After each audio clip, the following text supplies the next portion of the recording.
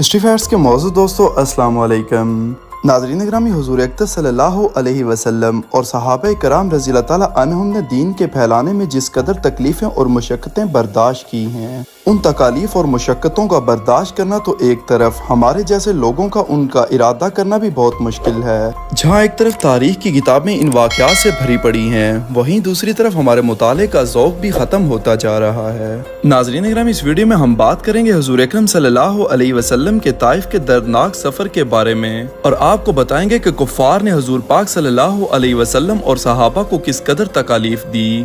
موضوع کے آغاز سے پہلے آپ سے گزارش ہے کہ چینل کو سبسکرائب کر لیں، جبکہ ویڈیو کو آخر تک ضرور دیکھیں۔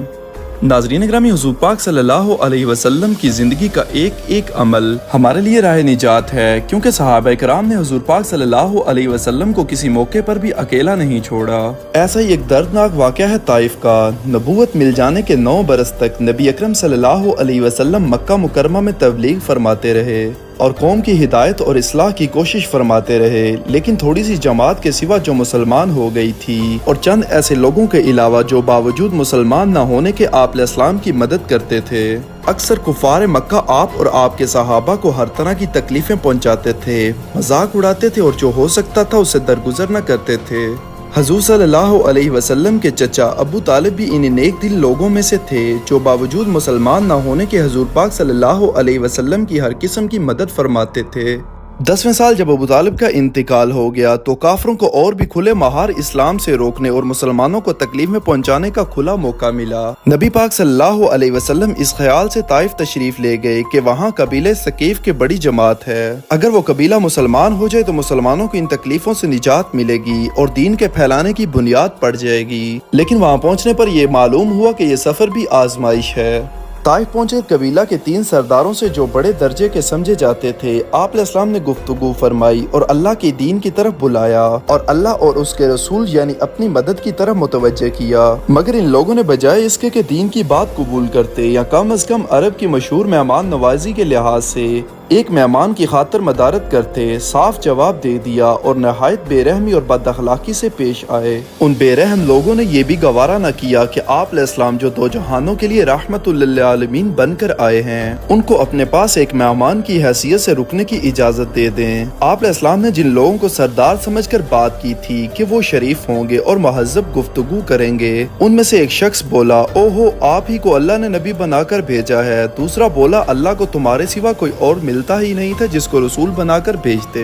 تیسرے نے کہا کہ میں تجھ سے بات کرنا نہیں چاہتا، اس لیے اگر تو واقعی نبی ہے جیسا کہ تو دعویٰ کر رہا ہے تو تیری بات سے انکار کر دینا مصیبت سے خالی نہیں، اور اگر جھوٹ ہے تو میں ایسے شخص سے بات کرنا نہیں چاہتا۔ پیارے دوستو، اس کے بعد ان لوگوں سے نا امید ہو کر حضور اکرم صلی اللہ علیہ وسلم نے اور لوگوں سے بات کرنے کا ارادہ فرمایا کہ آپ صلی اللہ علیہ وسلم تو ہمت و استقلال کے پہاڑ تھے، مگر کسی نے قبول نہ کیا۔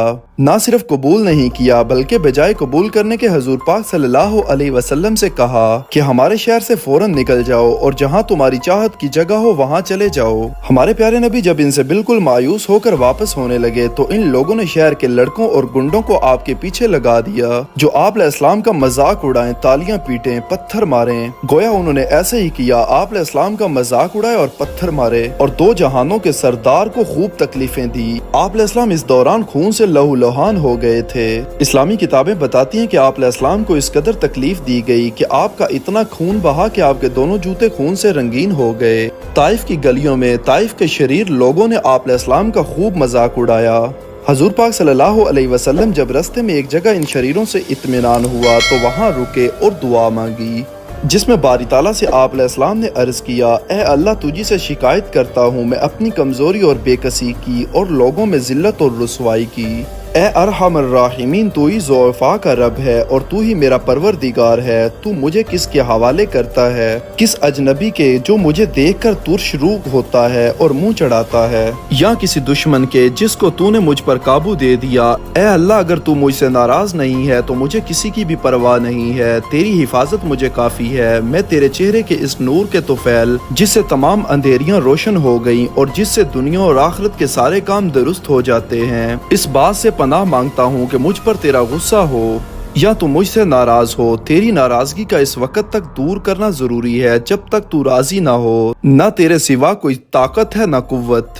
اب حضور پاک صلی اللہ علیہ وسلم نے اپنی تمام تر حالت اللہ کے سامنے رکھی تو اس بات میں بھی کوئی شک نہیں کہ اللہ تعالیٰ کو سب سے محبوب آپ ہی کی ذات ہے۔ مالک الملک کی شان قہاری کو اس پر جوش آنا ہی تھا کہ حضرت جبرائیل علیہ السلام نے آ کر سلام کیا اور عرض کیا کہ اللہ تعالیٰ نے آپ کی قوم کی وہ گفتگو جو آپ سے ہوئی سنی اور ان کے جوابات بھی سنے، اور ایک فرشتے کو جس کے متعلق پہاڑوں کی خدمت ہے فوراً آپ علیہ السلام کے پاس بھیجا کہ آپ جو چاہیں اس کو حکم دیں۔ اس کے بعد اس فرشتے نے سلام کیا اور عرض کیا کہ جو ارشاد ہو میں اس کی تعمیل کروں گا، اگر ارشاد ہو تو دونوں جانب کے پہاڑوں کو ملا دوں جس سے یہ سب درمیان میں کچل جائیں گے، یا اور جو سزا آپ تجویز فرمائیں، لیکن ہمارے نبی سے زیادہ تو محبت کرنے والا کوئی دنیا میں نہ آیا ہے نہ کبھی آئے گا۔ تمام تر تکلیفوں کے باوجود حضور پاک صلی اللہ علیہ وسلم کی رحیم و کریم ذات نے جواب دیا کہ میں اللہ سے اس کی امید رکھتا ہوں کہ اگر یہ مسلمان نہیں ہوئے تو ان کی اولاد میں سے کچھ لوگ ایسے پیدا ہوں گے جو اللہ کی عبادت کریں گے اور اسی کی پرستش کریں گے۔ ناظرین گرامی، یہ اخلاق ہیں اس کریم ذات کی جس کے ہم لوگ نام لیوا ہیں۔ ہم ذرا سی تکلیف سے کسی کی معمولی سی گالی دے دینے سے ایسے بھڑک جاتے ہیں کہ پھر عمر بھر کا اس سے بدلہ نہیں اترتا،